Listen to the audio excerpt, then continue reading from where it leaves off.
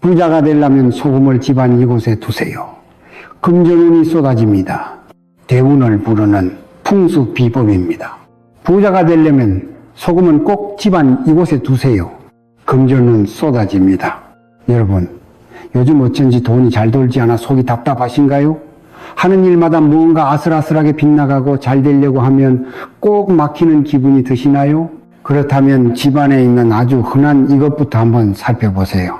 놀랍게도 우리 조상님들은 아주 오래전부터 이것 하나만 잘 두면 막혔던 돈의 흐름이 뻥 뚫리고 집안으로 재물복이 쏟아져 들어온다고 말씀하셨습니다. 바로 부엌에 늘 있는 소금 이야기입니다. 수많은 집들을 직접 방문하며 기운을 살펴본 전문가들의 말에 따르면 이상하게도 잘 사는 집, 소위 말하는 부잣집일수록 소금을 아주 특별한 장소에 비밀스럽게 두고 있었다고 합니다. 부자들은 이미 오래전부터 소금이 집안의 금전운을 좌우한다는 사실을 본능적으로 알고 실천해 왔던 것이지요. 소금은 그만큼 집안의 돈복을 움직이는 아주 중요한 열쇠입니다. 하지만 이 중요한 소금을 아무 곳에나 두면 절대 안 됩니다. 제자리를 찾지 못한 소금은 오히려 집안의 좋은 기운을 흩어버리고 나쁜 기운을 불러들여 소중한 가족의 건강은 물론 재물운까지 모두 새어나가게 할 수 있으니 정말 조심해야 합니다. 오늘 이 시간을 통해 여러분의 집안에 쌓인 묵은 기운과 막힌 금전운을 시원하게 뚫어줄 소금의 비밀을 전부 알려드리겠습니다. 소금을 집안 어디에 어떤 그릇에 어떻게 두어야 하는지, 그리고 언제 교체해야 돈복이 터지는지 각자의 상황에 맞게 콕콕 짚어드릴 테니 귀를 활짝 열어주세요. 이 영상이 끝날 때쯤이면 여러분은 집안의 금전 흐름을 바꾸고 풍요를 불러들이는 자신만의 비법을 갖게 되실 겁니다. 자, 본격적으로 시작하기 전에 한 가지 부탁드릴게요. 지금 이 순간 구독과 좋아요 버튼을 살짝 눌러보세요.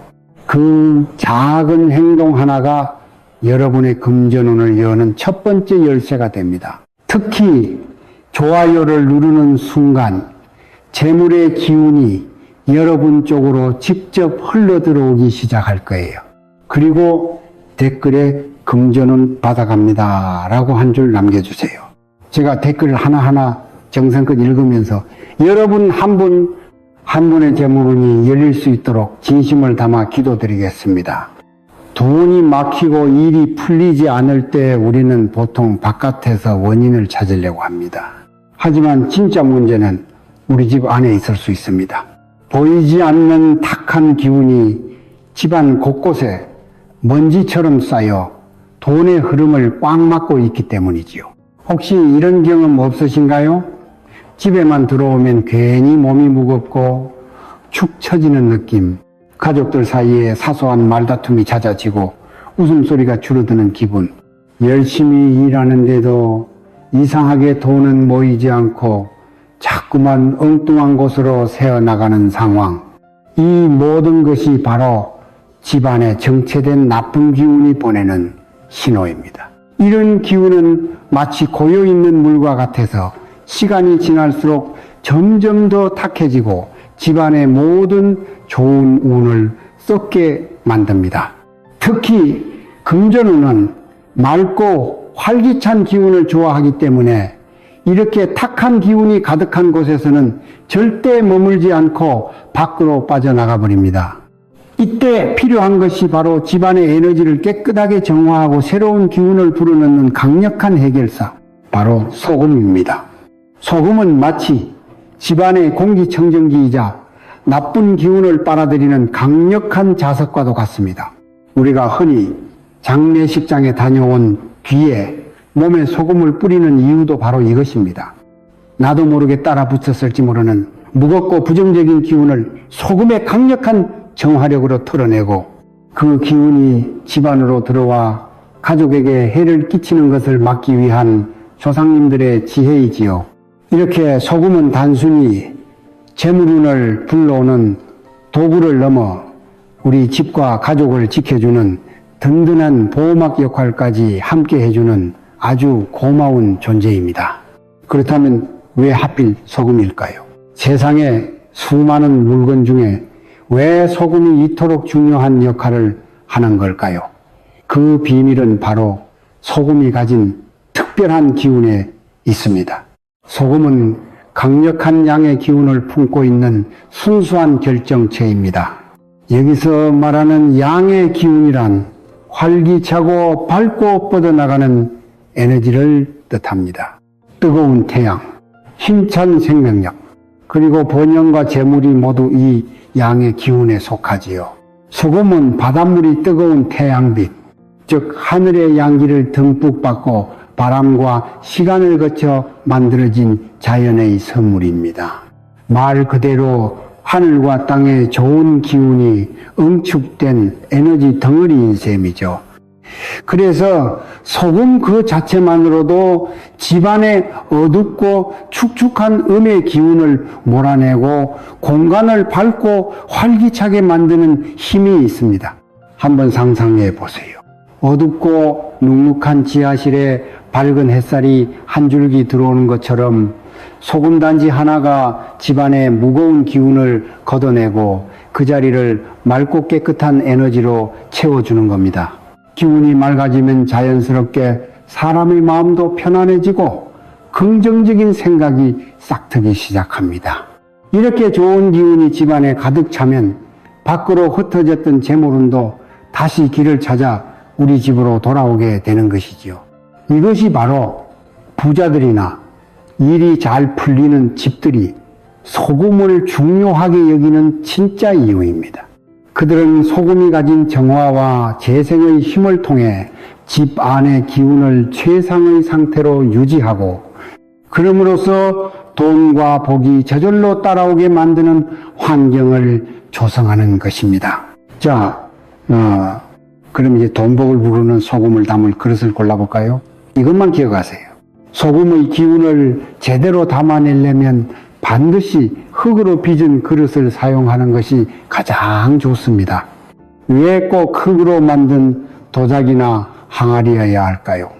그 이유는 아주 깊은 뜻을 담고 있습니다.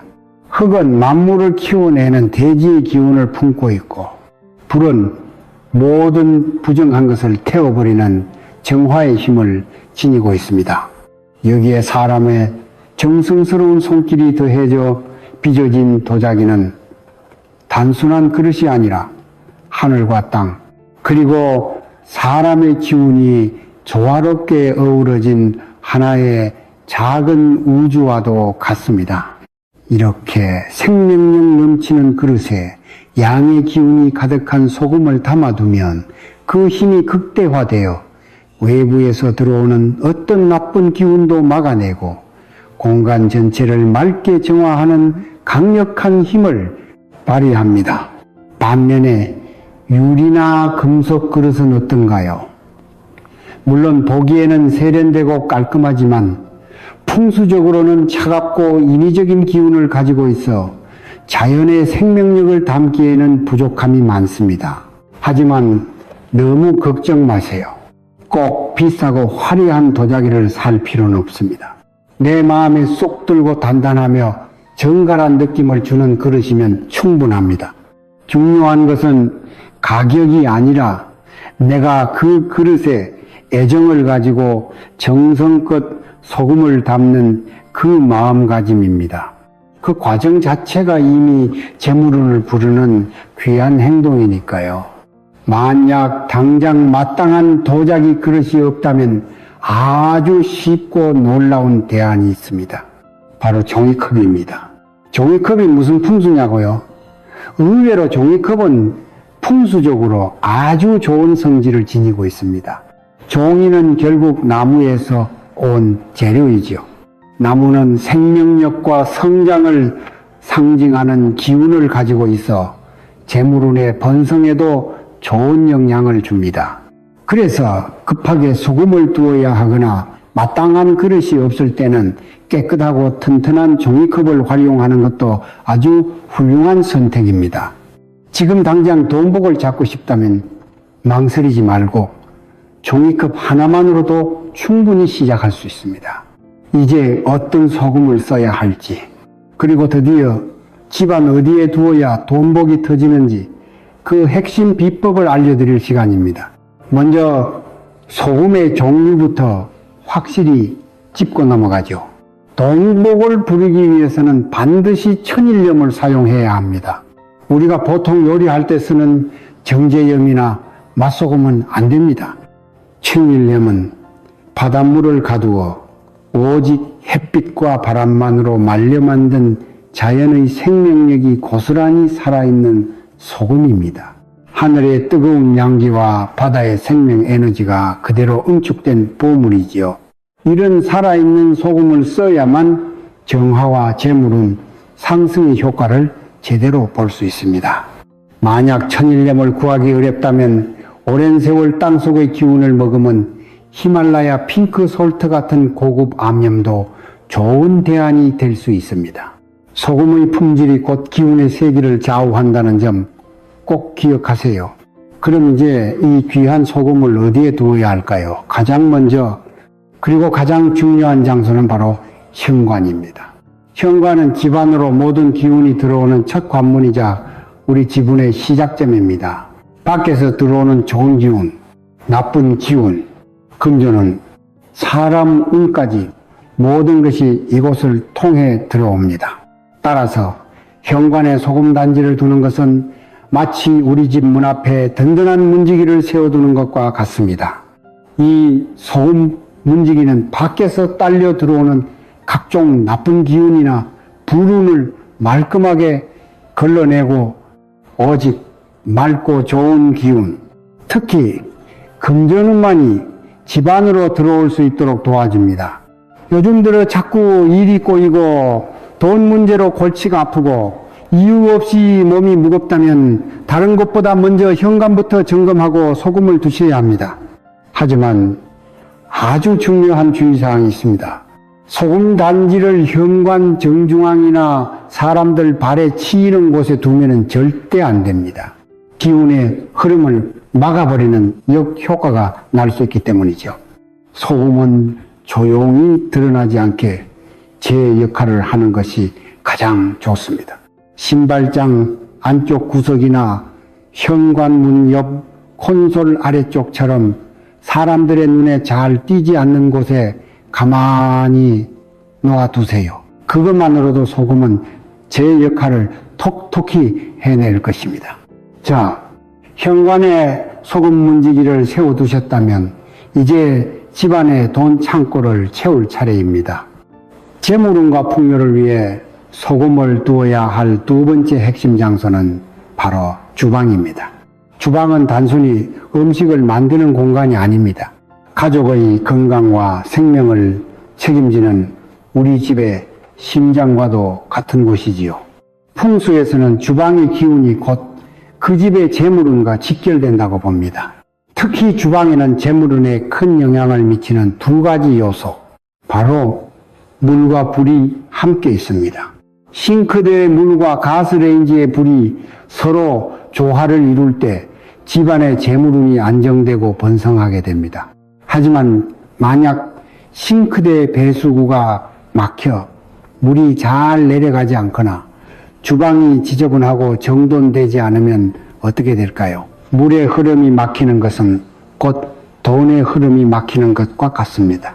이런 상태에서는 아무리 열심히 벌어도 돈이 모이지 않고 자꾸만 새어나가게 됩니다. 이때 주방 한쪽에 놓아둔 작은 소금 단지가 놀라운 힘을 발휘합니다.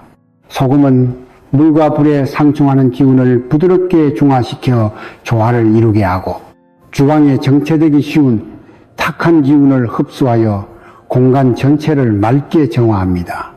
이렇게 주방의 기운이 깨끗하고 안정되면 막혔던 재물운의 물꼬가 트이고 가정의 금전 흐름이 원활해지기 시작합니다. 소금은 주방 찬장이나 서랍 안쪽처럼 깨끗하고 건조한 곳에 두는 것이 좋습니다. 눈에 잘 보이지 않는 곳에 두어도 소금의 정화 에너지는 주방 전체에 퍼져나가니 걱정 마세요. 오히려 요리할 때마다 음식에 튀거나 물이 닿을 염려가 없어 더욱 위생적이고 관리하기도 편합니다. 주방에 소금 단지 하나, 이것은 가족의 건강과 우리 집의 재물 창고를 동시에 지키는 가장 쉽고 확실한 투자입니다. 이제 돈이 새어나가는 구멍을 확실하게 막아줄 세 번째 장소를 알려드리겠습니다. 믿기 어려우시겠지만은 그곳은 바로 화장실입니다. 많은 분들이 화장실을 그저 더러운 공간이라고만 생각하지만 풍수에서는 화장실을 재물운과 아주 밀접한 관계가 있는 공간으로 봅니다. 왜냐하면 화장실은 우리 집에서 물이 가장 많이 사용되고 빠져나가는 곳이기 때문입니다.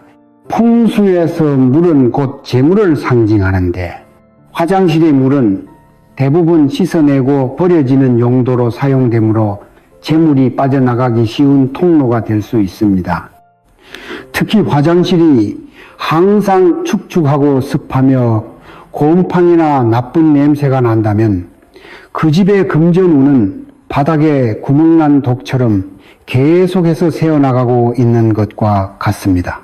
이럴 때 화장실에 소금을 두면 소금의 강력한 정화작용이 습하고 음한 기운을 흡수하여 공간을 보송보송하게 만들고 재물이 빠져나가는 흐름을 막아주는 마개 역할을 해줍니다. 마치 욕조 마개로 물이 빠져나가는 것을 막듯이 소금이 우리 집에 돈이 새는 것을 막아주는 셈이지요. 정말 재밌지 않나요? 화장실에 소금을 둘 때는 물이 직접 닿지 않는 곳에 두는 것이 핵심입니다. 수납장 안이나 선반위처럼 건조한 곳에 작은 종지나 종이컵에 담아 놓아두세요. 이렇게 하면은 소금이 눅눅해지는 것을 막고 정화 효과를 오랫동안 유지할 수 있습니다. 특히 화장실은 습기가 많은 공간이라 소금이 금방 눅눅해질 수 있으니 다른 것보다 더 자주 상태를 확인하고 축축해졌다 싶으면 바로 교체해 주는 것이 좋습니다.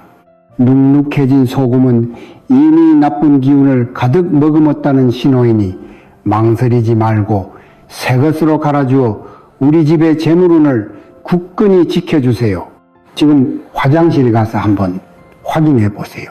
혹시 우리 집 돈이 그곳으로 새고 있지는 않은가요? 마지막으로 집이 팔리지 않거나 장사가 안 돼서 속을 태우고 계신 분들이 있다면 반드시 이곳에 소금을 두셔야 합니다. 바로 오랫동안 쓰지 않는 물건들이 쌓여 있는 창고나 다용도실입니다. 이런 공간은 기운의 흐름이 거의 없어 탁한 에너지가 고이기 딱 좋은 장소입니다. 오래된 먼지와 잡동사니들이 쌓여 만들어내는 묵은 기운은 집안 전체의 운을 무겁게 짓누르고 특히 새로운 변화나 거래를 가로막는 장애물로 작용합니다. 집을 팔려고 내놓았는데 몇 달째 보러 오는 사람조차 없거나 가게의 손님의 발길이 뚝 끊겼다면 바로 이 창고에 막힌 기운 때문일 가능성이 높습니다. 이때 창고 구석에 소금 단지를 하나 놓아두면 소금이 스펀지처럼 묵은 기운과 정체된 에너지를 쫙 빨아들여 공간을 정화하고 새로운 운이 들어올 자리를 만들어줍니다.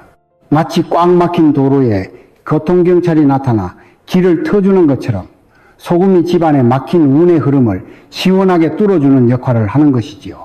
특히 창고가 집의 남서쪽에 있다면 그 효과는 배가 됩니다. 남서쪽은 재물과 문서를 담당하는 방향으로 이곳이 깨끗하게 정화되면 부동산 매매나 계약과 관련된 운이 크게 상승합니다. 소금을 두는 것과 동시에 창고를 깨끗하게 정리하고 필요 없는 물건들을 과감하게 버리는 것도 매우 중요합니다. 묵은 것을 비워내야 새로운 복이 그 자리를 채울 수 있다는 것. 이것이 바로 풍수의 기본 원리입니다. 소금으로 기운을 정화하고 청소로 공간을 비워내는 이 두 가지를 함께 실천한다면 정말 신기할 정도로 답답했던 매매운이나 사업운이 풀리는 경험을 하시게 될 겁니다. 여러분의 집에도 오랫동안 방치된 공간이 있나요? 그것이 바로 여러분의 대운을 가로막고 있는 곳일지도 모릅니다. 자, 이렇게 좋은 소금을 우리 집에 두었으니 이제 끝일까요? 절대 아닙니다. 소금은 한 번 두고 잊어버리는 장식품이 아닙니다. 끊임없이 나쁜 기운을 빨아들이며 스스로를 희생하는 살아있는 정화 도구이기 때문에 반드시 정기적으로 교체해 주어야 그 효과가 지속됩니다. 그럼 언제 교체하는 것이 가장 좋을까요? 기본적으로는 반년에 한 번 혹은 설날이나 추석, 정월 대보름처럼 기운이 크게 바뀌는 명절에 맞춰 교체해 주는 것이 좋습니다. 이런 날은 하늘과 땅의 기운이 새롭게 시작되는 시기이므로 집안의 기운을 재정비하고 새로운 복을 맞이하기에 가장 좋은 때입니다. 하지만 눈에 보이는 시기보다 더 중요한 것은 소금의 상태를 확인하는 것입니다. 가끔 소금을 손으로 살짝 만져보세요. 만약 소금이 돌처럼 단단하지 않고 손에 축축하게 묻어나거나 눅눅한 느낌이 든다면 그것은 소금이 이미 집안의 나쁜 기운과 습기를 가득 흡수했다는 명백한 신호입니다. 이럴 때는 정해진 시기와 상관없이 즉시 교체해 주어야 합니다. 만약 지금 당장 돈의 흐름이 꽉 막혀 장사가 안 되거나 급한 매매가 이루어지지 않는 등 아주 답답한 상황이라면 반년이나 기다릴 여유가 없습니다. 이럴 때는 한 달에 한 번 혹은 안 좋은 일이 생길 때마다 소금을 갈아주어 막힌 기운을 적극적으로 정화하고 재물운의 새로 고침 버튼을 누르는 것이 좋습니다. 그리고 교체하고 난 소금은 어떻게 해야 할까요? 절대 음식에 사용하거나 함부로 버리면 안 됩니다. 그 안에는 우리 집에 온갖 나쁜 기운이 담겨 있기 때문입니다. 가장 좋은 처리 방법은 물에 흘려보내는 것입니다. 화장실 변기에 넣고 물을 내리거나 싱크대 배수구에 붓고 물을 틀어 나쁜 기운이 물과 함께 깨끗하게 씻겨 내려가도록 하는 것이지요. 이때 우리 집의 나쁜 기운은 모두 떠나가고 좋은 기운만 가득 들어오라고 마음속으로 되뇌면 그 효과는 더욱 커집니다.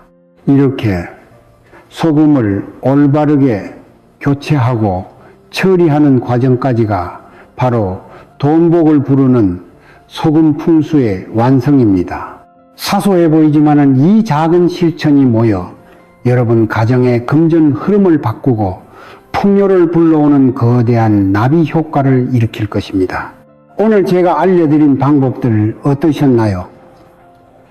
여러분은 소금을 어떻게 활용하고 계신지, 또 어떤 곳에 가장 먼저 두고 싶으신지 댓글로 여러분의 이야기를 들려주세요.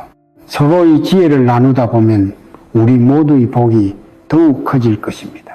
주변 소중한 분들에게도 영상을 꼭 공유해 주세요. 여러분의 가정에 언제나 행복과 풍요가 가득하기를 진심으로 바랍니다. 그리고 이어서 다음 주제를 공유하겠습니다. 제사상에 이 음식 절대 올리지 마세요. 초상복 전부 막아버립니다. 명절, 제사, 풍수, 제사상에 올리면 안 되는 음식. 여러분, 혹시 매일 열심히 사는데도 이상하게 돈은 자꾸 새어나가고 밤에 잠자리에 누우면 나는 왜 이렇게 복이 없을까 하는 생각에 한숨만 푹푹 내쉰 적 없으신가요? 정말 이상하죠. 남들보다 더 애쓰고 더 착하게 사는 것 같은데 왜 나에게는 좋은 일이 생기지 않을까? 그 해답은 놀랍게도 바로 제사상 위에 있을 수 있습니다. 우리가 무심코 올렸던 바로 그 음식 하나가 사실은 집 안으로 들어오려던 모든 복을 문 밖으로 쫓아내고 있었을지도 모릅니다. 오늘은 제가 여러분이 그토록 바라던 조상복을 받지 못하는 결정적인 이유와 제사상에 올리는 음식 하나, 마음가짐 하나로 가문의 운명 자체를 완전히 뒤바꾸는 놀라운 풍수 비법을 속 시원하게 알려드릴 겁니다. 이 영상을 끝까지 보신다면 여러분은 왜 그동안 복이 빗게 갔는지 깨닫고 앞으로는 조상님들의 든든한 지원을 받아 하시는 일마다 술술 풀리는 경험을 하시게 될 겁니다. 자, 본격적으로 시작하기 전에 한 가지 부탁드릴게요. 지금 이 순간 구독과 좋아요 버튼을 살짝 눌러보세요. 그 작은 행동 하나가 여러분의 금전운을 여는 첫 번째 열쇠가 됩니다. 특히 좋아요를 누르는 순간 재물의 기운이 여러분 쪽으로 직접 흘러 들어오기 시작할 거예요. 그리고 댓글에 금전운 받아갑니다 라고 한 줄 남겨주세요. 제가 댓글을 하나하나 정성껏 읽으면서 여러분 한 분 한 분의 재물운이 열릴 수 있도록 진심을 담아 기도드리겠습니다. 우리가 조상복이라는 큰 복을 받지 못하는 가장 근본적인 이유는 바로 조상님과 소통하는 진짜 방법을 잊어버렸기 때문입니다. 많은 분들이 제사를 그저 해마다 돌아오는 조금은 번거롭고 형식적인 연례 행사 정도로만 생각하세요. 하지만 제사는 그런 것이 아닙니다. 이것은 눈에 보이지 않는 조상님들과 우리가 나누는 가장 중요하고 신성한 대화의 시간이에요. 마치 아주 중요한 분께 전화를 거는 것과 같다고 생각해 보세요. 우리가 정성껏 차린 제사상은 조상님께 보내는 초대장이고 제사상에 올리는 음식 하나하나는 우리의 마음과 소망을 담은 메시지입니다. 그런데 만약 우리가 엉뚱한 전화번호를 누르거나 지지직거리는 나쁜 통화 품질로 이야기한다면 어떻게 될까요? 당연히 메시지가 제대로 전달되지 않겠죠. 조상님들께서 우리를 돕고 싶어도 우리가 처한 상황을 알 길이 없고 우리의 간절한 마음을 느낄 수가 없는 겁니다. 예를 들어 제사 음식을 준비하면서 부부끼리 고성이 오가고 자식들은 스마트폰만 들여다보며 마지못해 앉아있고 음식은 그저 후색만 맞추기 위해 마트에서 사온 것들로 채워진다면 그건 마치 아주 시끄러운 시장 한복판에서 고래고래 소리를 지르며 중요한 이야기를 하려는 것과 같아요. 조상님들께서는 그 소란스러운 기운 속에서 아이고 우리 후손들이 나를 부르는 게 아니라 자기들끼리 싸우느라 정신이 없구나. 우리가 왔다는 걸 알아채지도 못하겠네 하시며 발길을 돌리실 수밖에 없는 것이죠. 풍수에서 말하는 소홀한 마음이란 바로 이런 겁니다. 정성이 빠진 제사는 아무리 화려하게 차려도 텅 빈 껍데기일 뿐 조상님의 마음을 움직여 복을 끌어당기는 힘을 발휘하지 못합니다. 그렇다면 제사란 본디 무엇일까요? 제사는 단순히 음식을 차려놓고 절을 하는 행사가 절대 아닙니다. 이것은 하늘의 기운과 땅의 기운, 그리고 우리 조상님들의 기운을 한자리에 모아 서로 연결하는 신성한 다리를 놓는 어마어마한 의식입니다. 우리 풍수에서는 크게 두 가지를 중요하게 보는데, 하나는 돌아가신 조상님을 좋은 터에 모시는 음택풍수이고, 다른 하나는 살아있는 우리가 사는 집의 기운을 다스리는 양택풍수입니다. 바로 이 제사가 저 세상의 음택과 이 세상의 양택을 연결하는 유일한 통로인 셈이죠. 조상님들은 음의 기운을 가진 영적인 존재이시고 우리는 양의 기운을 가진 육신의 존재입니다. 서로 다른 차원에 있기 때문에 평소에는 만날 수가 없어요. 하지만 제삿날 우리가 정성을 다해 마련한 이 특별한 공간과 시간을 통해 비로소 조상님들은 잠시나마 우리 곁으로 오셔서 우리를 만나고 우리가 올린 음식을 기운으로 흠양하시며 우리의 소망을 들어주실 수 있게 되는 겁니다. 그래서 제사상에 올리는 음식은 그냥 배를 채우는 음식이 아니라 조상님을 모셔오기 위한 에너지 초대장이고 우리의 존경과 사랑을 표현하는 에너지 선물인 거예요. 음식마다 고유의 기운과 주파수가 있습니다. 어떤 음식은 조상님들이 좋아하시는 차분하고 맑은 기운을 가지고 있고 어떤 음식은 반대로 조상님들이 다가오기 힘들어하는 아주 강하고 뜨거운 기운을 가지고 있습니다. 이것을 모르고 아무 음식이나 올리는 것은 귀한 손님을 초대해 놓고 손님이 싫어하는 것들만 잔뜩 차려놓는 것과 같은 큰 신뢰인 셈입니다. 오늘 이 원리를 제대로 이해하셔야 왜 어떤 음식은 절대 올리면 안 되는지 그 깊은 뜻을 깨닫고 진짜 조상복을 받는 문을 활짝 여실 수 있습니다. 자, 그렇다면 조상님께 오지 마세요 라고 소리치는 것과 같은 음식은 무엇일까요? 믿기 어려우시겠지만은 바로 탐스러운 복숭아와 붉은 팥입니다. 이것들을 제사상에 올리는 것은 마치 대문 앞에 출입금지 똥말을 크게 걸어 놓는 것과 같아요. 많은 분들이 아니, 우리 아버님이 생전에 복숭아를 얼마나 좋아하셨는데 가장 좋아하시던 과일을 올려야 더 기뻐하시지 않을까 하고 생각하실 거예요. 그 마음은 정말 아름답고 귀하지만 풍수적으로는 아주 위험한 생각입니다. 왜냐하면 복숭아는 예로부터 귀신을 쫓는 과일로 아주 유명하기 때문이에요. 복숭아 나무는 양기가 굉장히 강해서 어둡고 차가운 음의 기운을 가진 존재들이 가까이 다가오지 못하게 만듭니다. 옛날 이야기나 민간 신앙을 보면은 귀신을 쫓아낼 때 항상 복숭아 나무 가지를 사용했죠. 심지어 풍수에서는 복숭아 나무 근처에는 절대 묘를 쓰지 말라고 할 정도입니다. 그만큼 살아있는 생명의 기운, 즉 양기가 너무 강해서 영적인 존재인 조상님들이 그 기운에 눌려 제사상 앞으로 다가오실 수가 없는 거예요. 마치 눈이 부셔서 태양을 정면으로 쳐다볼 수 없는 것과 같은 이치입니다. 우리가 사랑하는 조상님을 만나기 위해 자리를 마련했는데 정작 그분들이 들어오지 못하도록 강력한 방어막을 쳐놓는 셈이니 이 얼마나 안타까운 일인가요? 붉은 팥도 마찬가지입니다. 우리가 동짓날 팥죽을 쑤어 먹고 집 안 구석구석에 뿌리는 이유가 무엇인가요?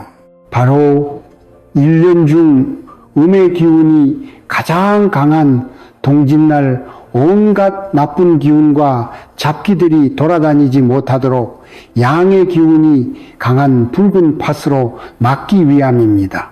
즉 팥은 불청객인 잡기들을 쫓아내는 보안 시스템 같은 역할을 하는 곡물이에요. 그런데 우리가 귀하게 모셔야 할 조상님을 부르는 자리에 이 보안 시스템을 켜놓으면 어떻게 될까요? 조상님께서는 아이고 저기서는 나를 잡기 취급하는구나, 나를 환영하는 자리가 아니구나 하시며 섭섭한 마음의 발길을 돌리실 수밖에 없습니다. 그러니 고인이 아무리 좋아하셨더라도 복숭아와 팥 그리고 붉은색이 들어간 다른 곡물들은 제사상에서만큼은 반드시 피해야 한다는 것 꼭 기억하세요. 여러분이 무심코 음식에 넣는 마늘 한 쪽, 고춧가루 한 스푼이 사실은 조상님을 문전박대하는 것과 같다는 사실 알고 계셨나요? 정말 깜짝 놀라실 이야기일 겁니다. 우리는 한식에 마늘, 고추, 파 없으면 맛이 안 난다고 생각할 정도로 이 재료들을 아주 흔하게 사용하죠. 하지만 제사 음식에 있어서만큼은 이 세 가지는 절대 금물입니다. 그 이유는 바로 이 식물들이 품고 있는 아주 강력한 양기 때문입니다. 우리 단군 신화를 보면은 곰이 쑥과 마늘을 먹고 사람이 되었다는 이야기가 나오죠. 여기서 마늘은 곰의 동물적인 기운을 사람의 기운으로 바꿀 만큼 강력한 에너지를 가진 식물로 묘사됩니다. 실제로 마늘은 예로부터 원기를 북돋고 몸을 뜨겁게 하는 대표적인 양기 덩어리 식물로 알려져 왔어요. 고추는 어떻고요? 이름부터 태양초라고 부를 만큼 태양의 뜨거운 기운을 가득 머금고 있습니다. 파 역시 마찬가지로 강한 향과 기운을 뿜어내죠.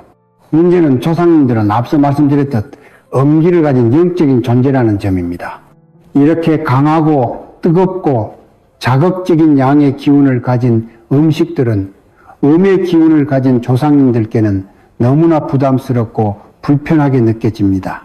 비유하자면은 조용하고 경건한 분위기를 좋아하시는 귀한 어르신을 모셔놓고 바로 옆에서 시끄러운 록 음악을 아주 크게 틀어놓는 것과 같아요.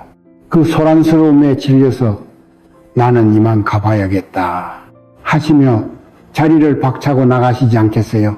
제사 음식에 마늘과 고추, 파를 넣는 것이 바로 그런 결과를 낳습니다.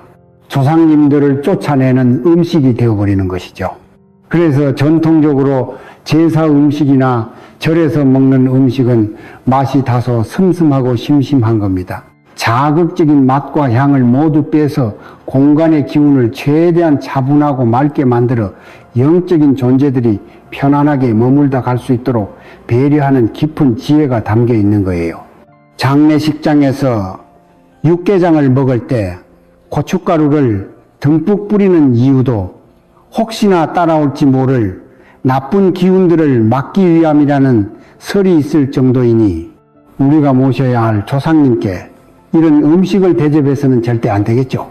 제사상에 올리는 생선 하나만 봐도 우리가 조상님을 왕처럼 귀하게 대우하는지 아니면 그저 그런 손님처럼 대하는지가 드러납니다. 바로 대우와 존중의 마음이 음식 선택에 그대로 반영되기 때문이에요. 혹시 여러분 생일상을 왜 차린다고 생각하세요? 그냥 맛있는 것 먹고 즐기는 날일까요? 아닙니다. 생일상의 진짜 의미는 당신은 우리에게 이렇게나 소중하고 사랑받는 존재입니다. 당신의 존재 자체를 우리가 축하하고 존중합니다. 라는 마음의 표현입니다. 그 마음이 담긴 밥상을 받은 사람은 자존감이 높아지고 사랑받고 있다는 느낌에 힘을 얻어 모든 일에 최선을 다하게 되지요. 제사상도 똑같습니다. 제사상에는 조상님에 대한 존경과 그리움, 그리고 최고의 대우가 반드시 담겨 있어야 합니다. 그래서 과거 우리 조상들은 생선을 고를 때도 아주 신중했어요. 이름 끝이지 자로 끝나는 생선, 예를 들어 꽁치, 멸치, 삼치 같은 것들은 제사상에 올리지 않았습니다. 왜냐하면 이런 생선들은 때를 지어 다니기 때문에 한 번에 대량으로 잡히는 아주 흔하고 천한 생선이라고 여겼기 때문입니다. 등푸른 생선인 고등어나 참치, 그리고 비늘이 없는 오징어나 낙지 같은 것들도 마찬가지 이유로 피했습니다. 귀한 조상님께 올리는 음식인데 아무 데서나 쉽게 구할 수 있는 흔한 것을 올리는 것은 예의에 어긋난다고 생각했던 것이죠. 대신 비늘이 온전히 있고 등이 푸르지 않으며 귀하게 잡히는 조기나 민어, 도미 같은 생선을 최고로 쳤습니다. 이것은 단순히 비싼 생선을 올려야 한다는 뜻이 아닙니다. 우리 조상님께는 가장 귀하고 좋은 것을 드리고 싶다는 그 정성스러운 마음의 표현인 것이죠. 마치 우리가 아주 중요한 손님을 대접할 때 평소에 먹는 김치찌개 대신 정성껏 준비한 갈비찜을 내어놓는 것과 같은 이치입니다.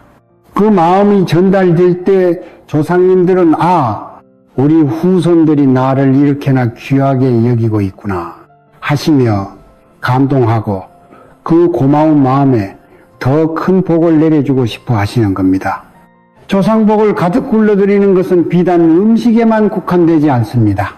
제사를 지내는 그 공간과 그날의 마음을 올바르게 정돈하는 것이 어쩌면 더 중요할지도 모릅니다. 이 세 가지를 반드시 기억하세요. 바로 간절한 마음, 깨끗한 공간, 그리고 화목한 분위기입니다. 첫째, 절을 하실 때는 반드시 마음속으로 딱 한 가지의 간절한 소원을 비세요. 조상님들은 우리의 말을 귀로 듣거나 눈으로 보실 수 없습니다. 오직 우리의 마음, 그 진동과 파장으로만 느끼실 수 있어요. 그렇기 때문에 이번 사업이 꼭 성공하게 해주세요. 나거나 우리 아이 건강하게 해주세요. 처럼 구체적이고 명확한 소망을 마음속으로 계속해서 아뢰어야 합니다. 그것이 바로 조상님께 보내는 문자 메시지입니다. 그냥 아무 생각 없이 절만 하는 것은 내용 없는 빈 편지를 보내는 것과 같아요. 둘째, 제사상을 차리기 전에는 반드시 주변을 아주 깨끗하게 청소해야 합니다. 특히 바닥에 머리카락 한 올이라도 떨어져 있어서는 안 됩니다. 머리카락은 살아있는 사람의 기운이 뭉쳐있는 것이고, 이것이 제사상 주변에 있다는 것은 그만큼 정성이 부족하고 소홀하다는 표시가 됩니다. 깨끗하게 정돈된 공간은 조상님. 저희가 이렇게 정성을 다해 당신을 맞이할 준비를 마쳤습니다. 라는 최고의 존중 표현입니다. 셋째, 제삿날만큼은 절대로 가족끼리 다투거나 얼굴을 붉혀서는 안 됩니다. 뉴스에 나오는 정치인들이 서로 삿대질하고 비난하는 모습을 보면 어떤 생각이 드시나요? 아이고, 저 사람들은 도와주고 싶은 마음이 싹 사라지네 하는 생각이 들지 않으세요? 조상님들도 똑같습니다. 후손들이 서로 아끼고 화목하게 지내는 모습을 보셔야 그래. 우리 후손들은 도와줄 맛이 나지. 저렇게 예쁘게들 사니 뭐라도 더 해주고 싶다. 는 마음이 드시는 겁니다. 만약 제사 지내는 그 자리에서 서로 다투고 찡그린 얼굴을 하고 있다면 조상님들은 그 살벌한 기운에 마음이 아파 아무런 도움도 주지 못하고 발길을 돌리실 겁니다. 그날 하루만큼은 억지로라도 웃고 서로에게 따뜻한 말을 건네보세요. 그것이 바로 조상복을 얻는 가장 중요한 첫걸음입니다. 마지막으로 제사상에 올리는 술은 반드시 맑고 깨끗한 청주여야 합니다.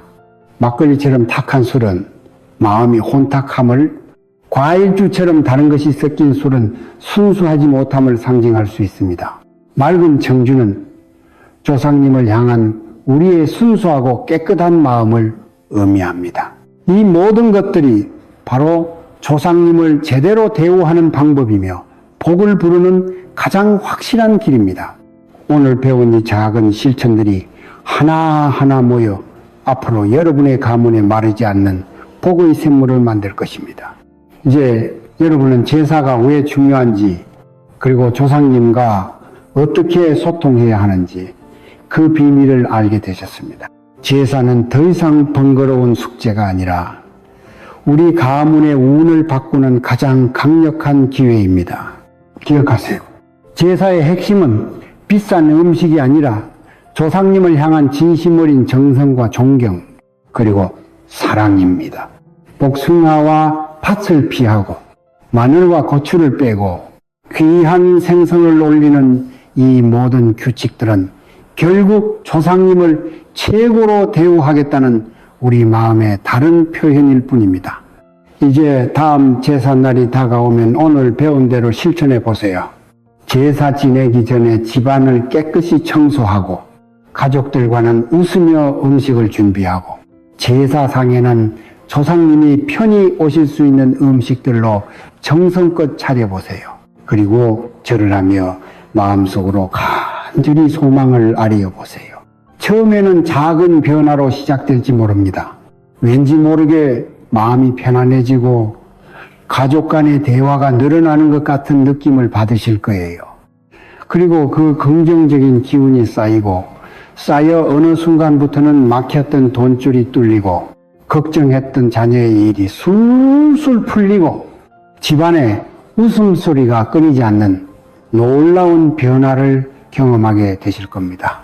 조상님은 멀리 계신 분들이 아닙니다.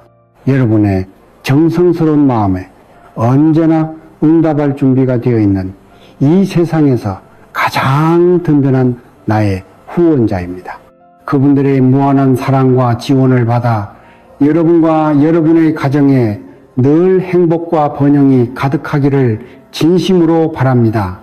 오늘 내용이 마음에 깊이 와닿으셨다면 댓글에 조상님 감사합니다. 복 받겠습니다. 라고 한번 남겨주세요.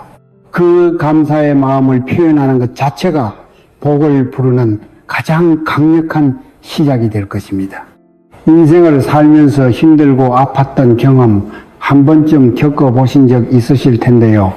지금 내 인생이 힘들다면, 그리고 돈복이 터지길 원한다면 재물운이 들어오는 신호를 알아차려야 합니다. 이때를 놓치시면 안 됩니다. 바로 여러분에게 주어진 복을 잡는 소중한 기회일 수 있기 때문입니다.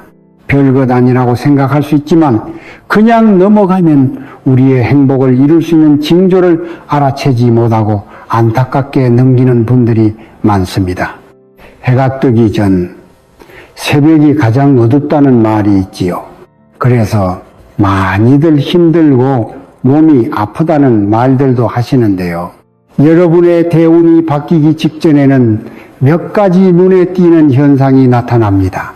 오늘은 대운이 터지기 직전 나타나는 신호를 비롯하여 대운이 들어오는 것을 알아챌 수 있는 징조를 전해 드리겠습니다. 정말 알찬 내용들을 소개해 드릴 테니 끝까지 들으셔서 좋은 기회인 대운을 꽉 잡으시고 소중한 분들과도 함께 이야기를 나눠보세요. 여러분과 여러분이 사랑하는 사람들 모두 건강하고 행복을 누리기 바랍니다. 듣기 전 여러분의 구독과 좋아요, 알림 설정은 저에게 항상 큰 힘이 됩니다. 인생에서 대운은 10년에 한 번씩 크게 바뀐다고 해요. 이때는 내가 가진 운의 기운이 바뀌면서 몸에 현상이 나타나거나 아니면 상황적 변화가 생겨나거나 특별한 일이 없어도 직감적인 흐름이 변하는 경우가 많습니다. 물론 개인의 상황마다 대운의 징조는 약간씩 다를 수 있지만 대략 10년 주기로 대운이 찾아오니 이를 대비하는 사람은 큰 성공과 부를 이루기도 합니다.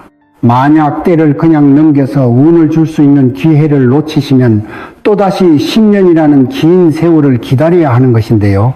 그러니 말년에 크게 대박이 터진 부자들은 이때 내게 좋은 기회가 오는 것을 알고 잘 잡아서 엄청난 부를 만들기도 했습니다. 대운은 말년에 좋은 운이 올수록 좋다는 말도 있지요.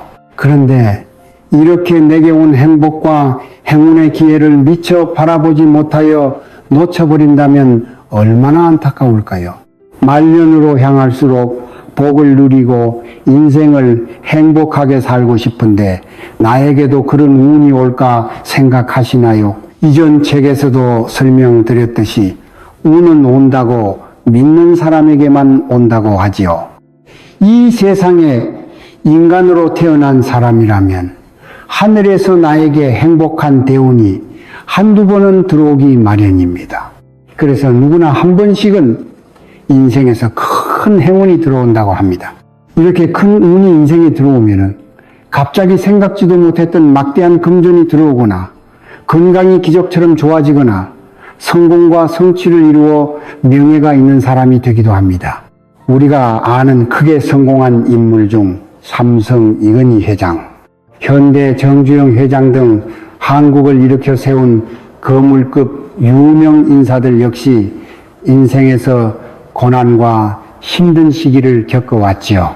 우리가 부러워하는 대다수의 사람들은 인생의 고난을 딛고 복을 누리는 대운을 받아들인 사람입니다. 하지만 행복을 가져다주는 대운이 들어오기 전에는 약속이라도 한 것처럼 안 좋은 일이 몰려올 때가 많습니다. 흔히 말해 대박이 터지거나 로또에 당첨되어 돈복이 터지거나 좋은 대운을 겪기 바로 직전 교운기를 겪은 사람들의 이야기 들어보신 적 있으실 텐데요. 교운기란 운이 교차되는 시기입니다. 즉 10년에 한 번씩 바뀌는 대운이 들어오기 전 기운이 새롭게 바뀌는 시기입니다. 그런데 이 교운기는 사람에 따라 좋은 일이 생기기도 하고 아주 이전과는 다르게 설명할 수 없는 나쁜 일들이 생기기도 하는데요. 왜 그럴까요? 대운이란 것은 인생의 큰 운과 새로운 좋은 기운이 들어오는 것입니다.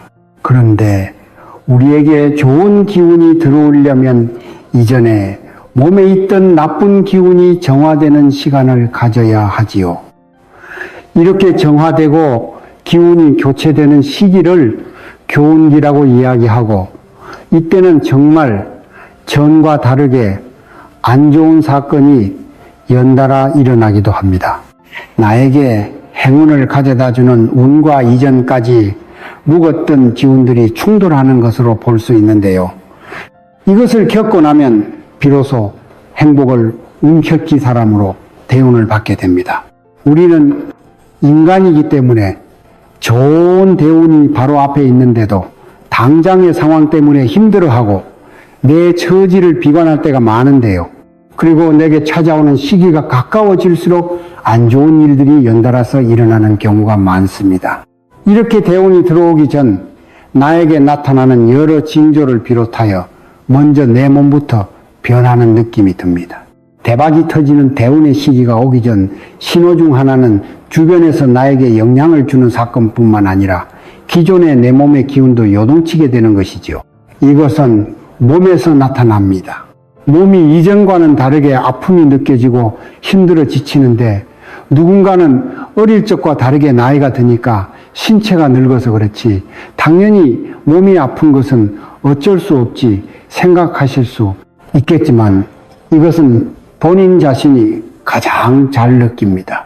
이상하게 무슨 이유도 없이 아픈 경우가 많고 쌩쌩했던 사람들도 병을 앓는 경우도 있습니다. 대운이 들어오기 전 나에게 절대 먼저 좋은 기운만 쫙 들어오진 않습니다. 그래서 내가 이상하게 평소에는 아픈 적 없는 사람이고 항상 건강했는데 컨디션이 좋지 않아 오래 앓아눕거나 딱히 큰 병이 난 것도 아닌데 계속해서 피곤하고 전처럼 생기가 돌지 않는 경우도 많습니다.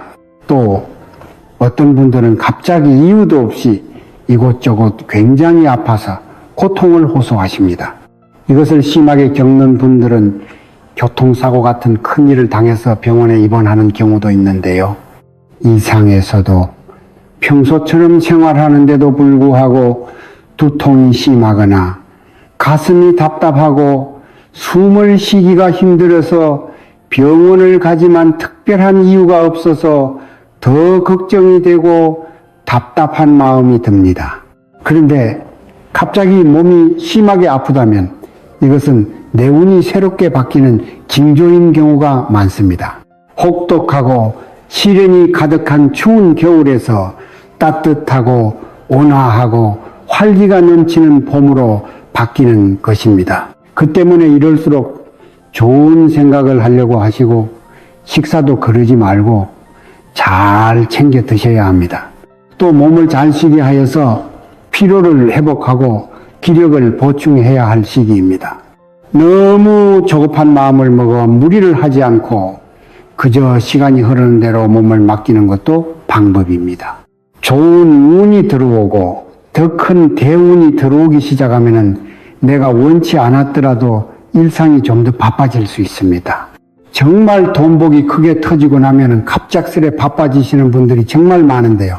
이에 대비해서 활기찬 하루를 보낼 수 있도록 최고의 몸 상태를 만드는데 노력을 기울이는 시간을 가지는 것이지요.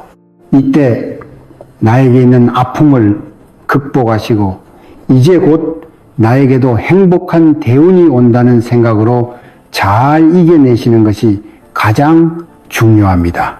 두 번째로 몸만이 아닙니다. 우리의 마음도 아플 수 있는데요. 이것은 정신적인 부분에서 불안을 겪을 수 있다는 것이기도 합니다.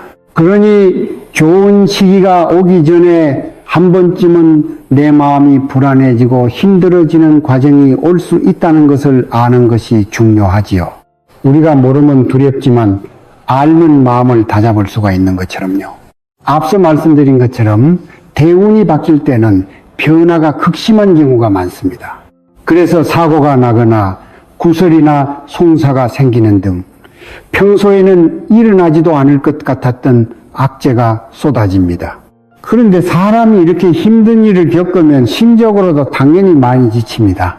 그래서 우울증이 생기거나 무기력하며 무엇을 하고 싶지 않기도 하고 마음이 너무 힘들어서 삶이 버겁게 느껴집니다.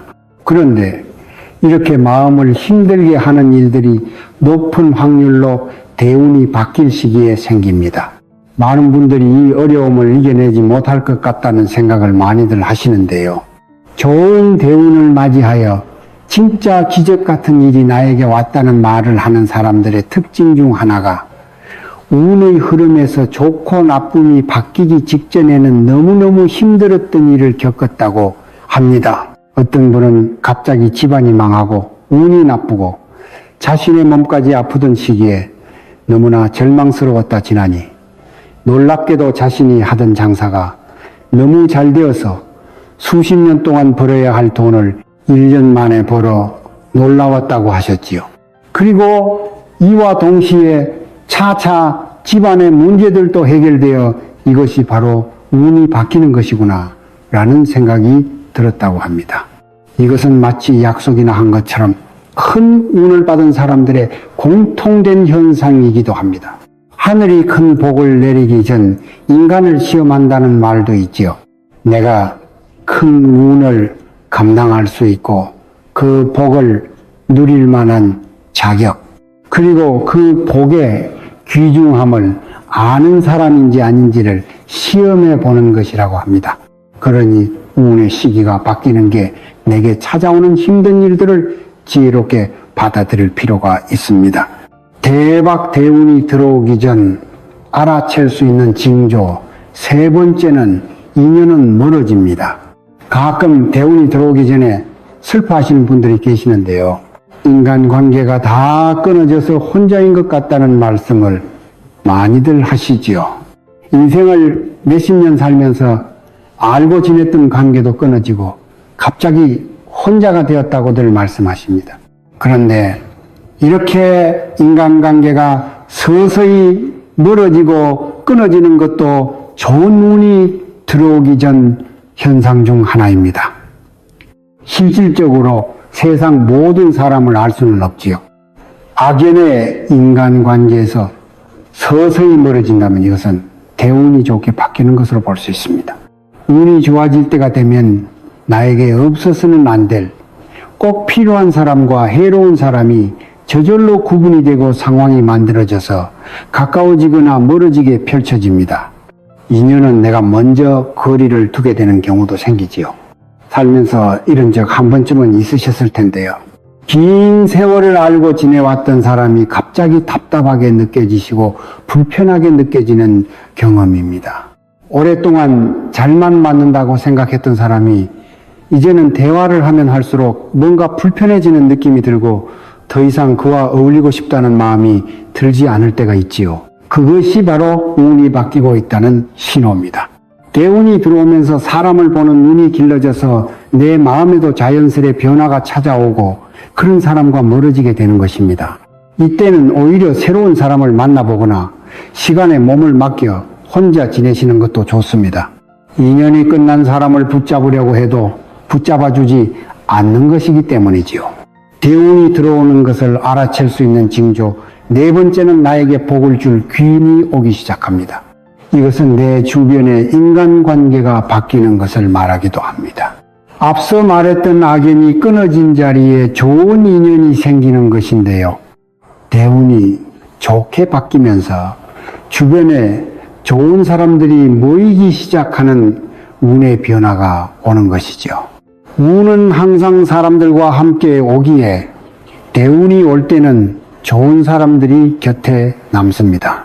이런 귀인을 만나게 되면 정말 내가 생각지도 못했던 기회를 건네주기도 하고 나의 인생을 변하게 만드는 사람을 만나기도 합니다. 살면서 이런 사람을 만나기란 쉽지 않지만 좋은 대운이 올 때는 정말 소중한 인연을 만날 수가 있지요. 최근 들어서 나에게 좋은 사람이 온다는 생각이 든다면 여러 사람들과 만남을 가져보는 것은 좋습니다. 운이 들어와서 새로운 인연이 생겨나면서 나에게 도움을 줄 수 있는 인간관계가 생길 것입니다. 대운이 들어오기 전 알아챌 수 있는 징조. 5번째는 반성과 깨달음을 통한 마음의 여유입니다. 신기하게도 이 시기에는 인생을 살면서 전에는 생각해 본 적 없었던 일에 대해서 새로운 깨달음을 얻는 경험을 하게 되는데요. 매사에 감사하게 되고 인생의 진리에 대한 영감을 얻게 될 때 바로 대운이 들어오는 시기와 맞물리는 경우가 많습니다. 이 시기에는 그동안엔 별 생각 없이 했던 나쁜 습관이나 어리석은 행동들을 반성하게 됩니다. 그런데 사람이 반성을 한다는 것은 이제 더 나아질 길이 펼쳐지는 것입니다. 자기 반성 속에서 새로운 깨달음을 얻고 나면은 좋은 습관과 행동으로 이어지게 되지요. 그래서 이전에는 남들이 말하더라도 그들도 보지도 않고 생각지도 않던 일에 대해 생각의 전환이 일어나며 나에게 와준 좋은 기회로 느껴지기도 합니다. 그러면서 마음이 조급하기보다는 여유가 생기고 무슨 일을 하든 간에 답답하고 급한 마음이 들기보다는 천천히 여유를 가지고 하자는 생각으로 바뀝니다. 이것은 어떻게 보면 말년 복을 누리는 분들의 특징과 비슷한데요. 풍요를 누리며 건강하게 지내는 92살 어르신도 자신의 인생 모토가 쉬엄쉬엄 하자, 조급한 마음이 들지 않게 하자라고 합니다. 책을 읽거나 라디오를 듣거나 여유를 가지며 들어야 그 내용을 곱씹으며 생각할 수 있고, 무슨 일을 할 때에도 성급한 마음이 들면 잘못된 선택을 하게 된다고 하지요. 인생에서 이러한 깨달음으로 이 시기에 다가오는 좋은 기회를 잡았을 때 예상치 못했던 큰 성공을 이룰 수 있고 성공이 오래 지속되는 경우들이 꽤 많습니다. 그리고 이럴 때는 평소보다 나 자신의 생각이 더 긍정적이게 바뀌고 마음이 좀 더 여유로워집니다. 그러니 자신의 운명이 변화하고 좋아지고 있는 길로 향하는 신호입니다. 나타나는 신호 6번째는 자신감이 생깁니다. 목소리에 힘이 생기고 기분과 기운이 평소보다 상승되어 있습니다. 특히 눈에 띄는 현상 중 하나가 어느 순간 평소에 내가 안 하던 일을 시도해 보려고 한다는 것인데요. 예를 들어 집안을 갑자기 깨끗하게 만들고 싶어서 집에 있는 가구 배치를 바꾸거나 지금까지 아무렇지 않게 생각해왔던 쌓여있던 짐들을 정리정돈하고 누군가 알아주지 않더라도 원래 해왔던 것처럼 아무도 없는 길거리에 쓰레기를 줍는 것입니다. 그래야 내 마음이 편안한 것이지요. 동시에 직감이 발달하기도 하는데요. 그래서 좋은 일이 생기기 전에 정확히 설명은 못 하시지만 이것을 왠지 모르게 알아차리는 느낌이 들었다고들 하십니다. 그리고 특히 이 시기엔 낯빛이 바뀌는 경우도 많은데요. 평소에는 피곤에 찌들어 있거나 어둡고 탁하여 안색이 좋지 않았는데 대운이 바뀌기 시작하는 시점부터는 차츰 들어 눈빛도 초롱초롱하고 힘이 생기며 피부에 윤기가 나는 밝은 얼굴로 바뀌게 됩니다.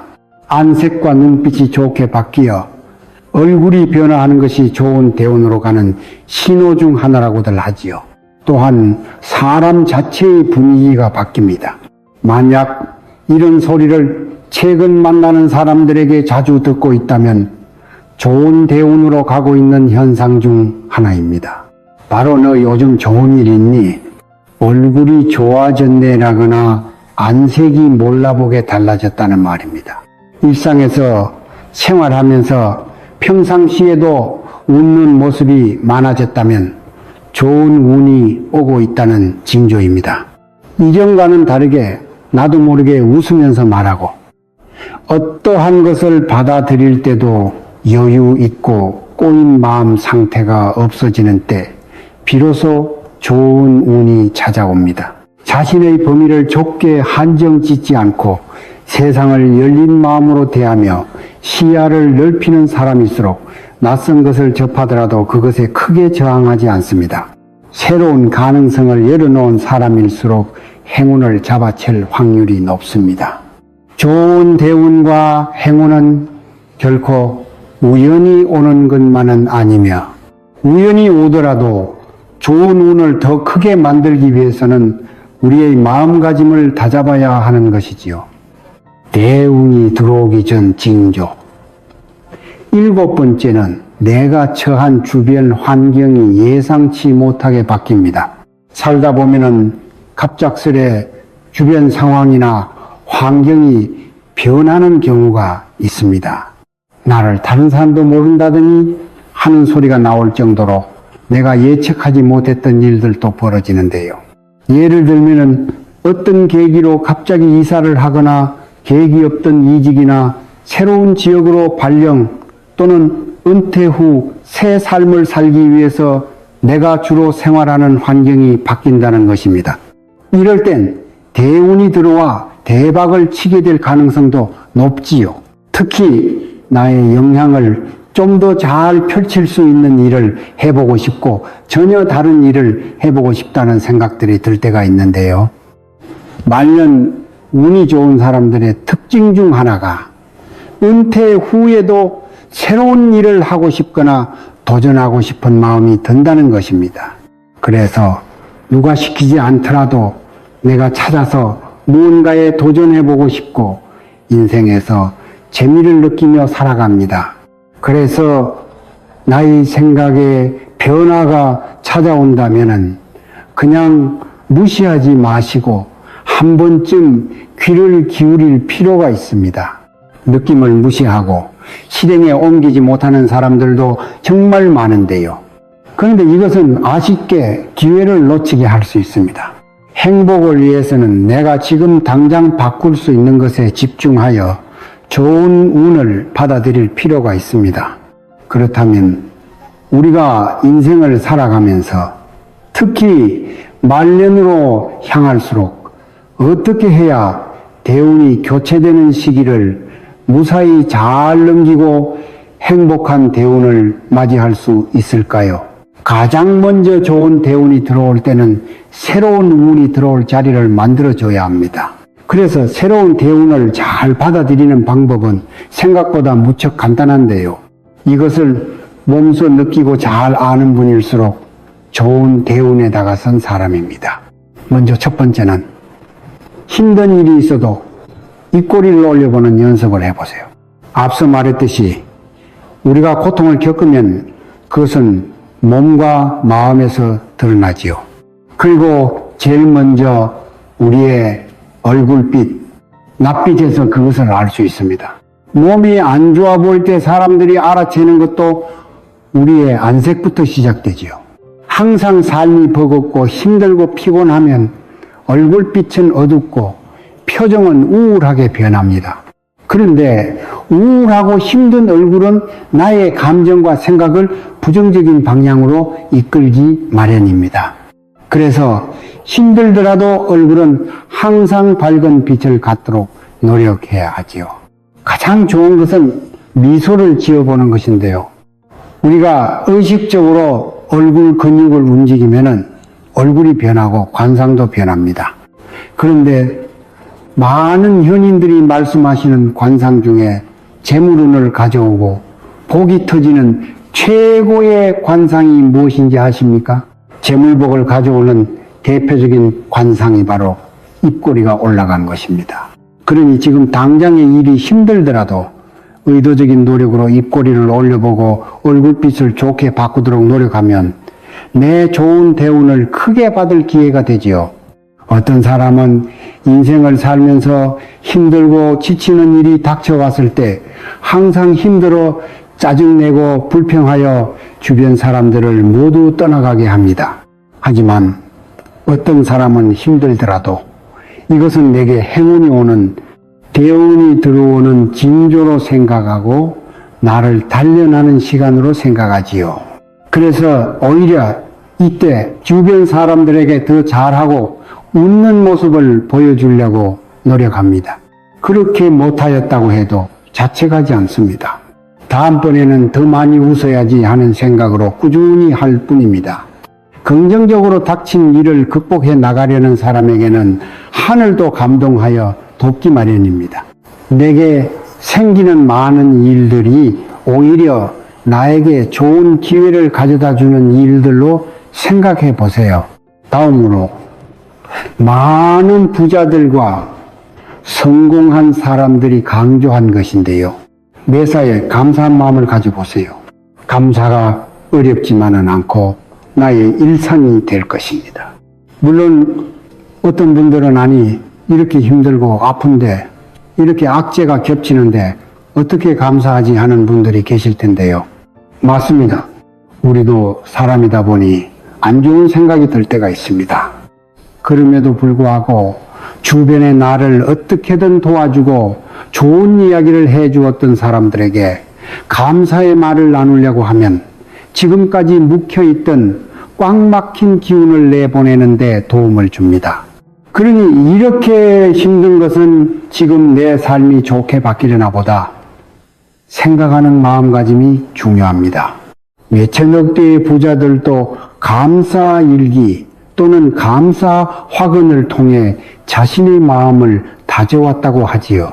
특히 아침에 일어나서 감사하다는 말을 외치고 자기 전에 오늘 하루 감사하는 일들을 떠올리는 것이 효과가 좋았다고 합니다. 만약 정 없었다면 오늘 하루 무사히 지낼 수 있어서 감사하고 가족들이 있어 정말 감사하다고 외쳤다고 하지요. 그리고 이상하게도 감사합니다를 계속 외치다 보면 감사할 일이 없다가도 내 인생에 감사할 일이 하나씩 생기게 됩니다. 감사의 말과 마음은 딱히 돈이 들지도 않습니다. 그러니 믿져야 본전이라고 생각하시고 한번 해보세요. 적어도 그냥 생각날 때, 틈날 때마다 감사의 말을 해보는 것이지요. 이것이 대운이 바뀌는 시기에 행운을 완벽한 내 것으로 붙잡을 수 있는 가장 간단하고 쉬운 방법 중 하나이니까요. 다음으로 실생활에서 간단하게 해볼 수 있는 것인데요. 바로 내가 가진 무엇인가를 나눠보는 것입니다. 한 어르신은 이런 말씀을 하셨는데요. 자신이 운이 좋지 않다고 느낄 때 종교는 딱히 있지 않지만 절에 가서 500원짜리 동전이나 1000원 지폐를 놓고 마음속으로 소원을 빌었다고 합니다. 힘들 때 많은 분들이 효과를 봤던 개운법이기도 하지요. 그렇다고 해서 꼭 돈이 아니어도 괜찮습니다. 재능 나눔이라는 것을 들어보셨나요? 이것처럼 내가 가진 무형의 자산을 주변과 나누는 것도 복을 받는 방법 중 하나입니다. 주변을 보면은 미소나 따뜻한 덕담으로 사람들의 기분을 좋게 만들어주는 사람이 있으실 텐데요. 이런 사람이 되어보는 것도 좋은 방법입니다. 나는 별거 아니라는 생각으로 좋은 덕담을 하였는데 상대방은 정말 큰 힘을 얻는 경우가 많죠. 그러니 내가 가진 재능, 나의 따뜻한 마음을 나눠보세요. 내가 가진 좋은 운도 더 크게 받을 수 있을 것입니다. 좋은 운이 오기에 앞서 인생에서 시련은 찾아오는 경우가 많지요. 그래서 지금 만약 안 좋은 일들이 겹쳐서 일어난다면, 그리고 견디기 힘든 고통을 느끼고 있다면 그때 한 번쯤 떠올려 보셨으면 합니다. 지금 나에게 좋은 대운이 들어오려고 내가 이렇게 괴롭구나. 하늘이 내 그릇의 크기를 시험하려고 이러는가 보다. 이제 조금만 견디면 운의 흐름이 바뀌겠구나 하는 것이죠. 그리고 힘들 때는 운의 흐름을 잘 받을 수 있도록 무사히 넘길 수 있도록 하는 행동들이 중요한 것 같습니다. 특히 감사하는 마음은 더 큰 감사할 일을 불러오니까요. 좋은 대운이 들어오는 것 아닐까 하네요. 오늘 말씀드린 하늘도 돕는 대운의 징조와 말년복 가득 받는 사람들의 신호를 유의하셔서 항상 행복을 누리셨으면 좋겠습니다. 여러분의 앞날에 항상 행운과 풍요가 함께하길 바랍니다. 지금까지 채널 구독과 좋아요, 알림 설정은 항상 큰 힘이 됩니다. 감사합니다. 행복하세요.